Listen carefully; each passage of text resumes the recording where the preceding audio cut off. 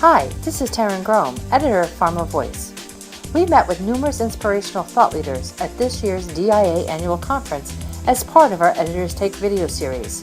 I hope you enjoyed this discussion. In this episode, Taryn meets with Alistair McDonald, Executive Director, Real World and Late Phase, and Janet Baldwin, Vice President, Real World and Late Phase at INC Research. Alistair and Janet, welcome to DIA here in Chicago. Hi, nice to be here.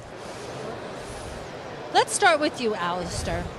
Why is real-world evidence, or RWE, important today? Well, the pressure on government and healthcare providers increases constantly in today's environment due to a number of pressures around pricing primarily.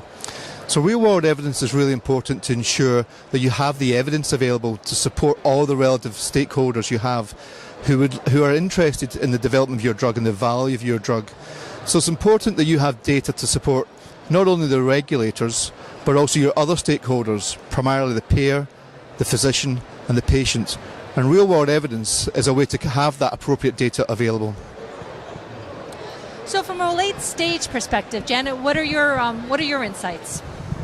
From late stage, also with collecting real-world evidence, I think it's also important because when we do randomized controlled trials, our patient population is very artificial in many ways.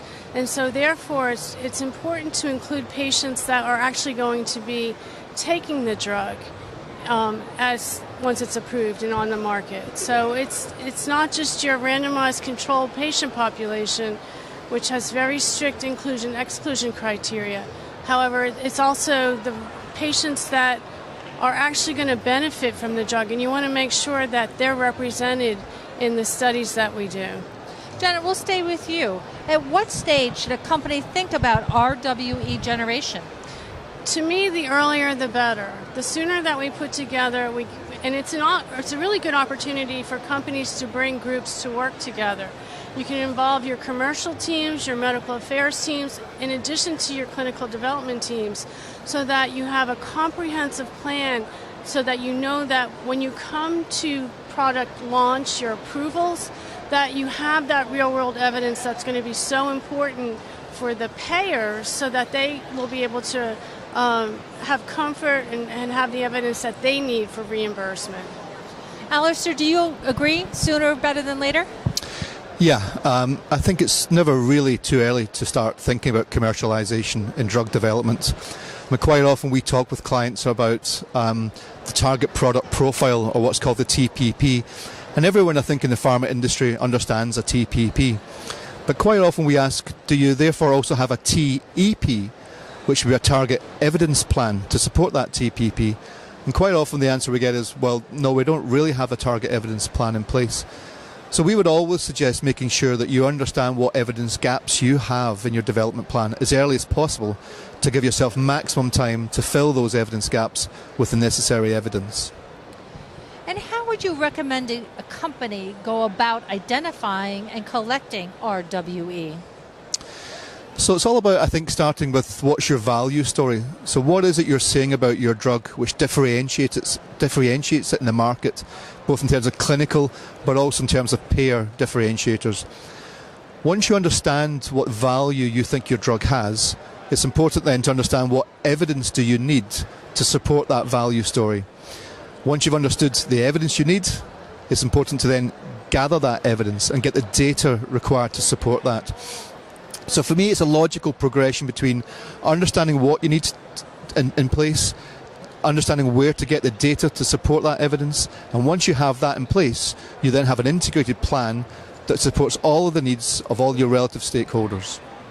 Janet, how does INC Research support companies with their RWE generation?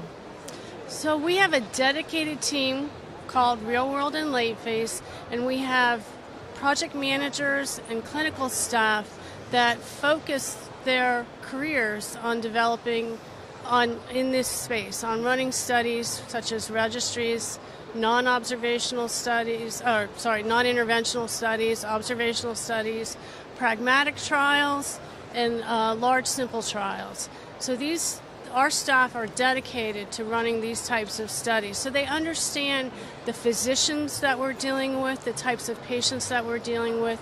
We've put together processes and procedures that are dedicated and customized to the types of studies that we run.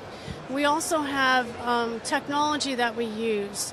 We have a EDC system vendor that we've partnered with that was developed specifically for late phase and observational types of studies where we don't have set visit schedules and procedures, where we follow standard of care.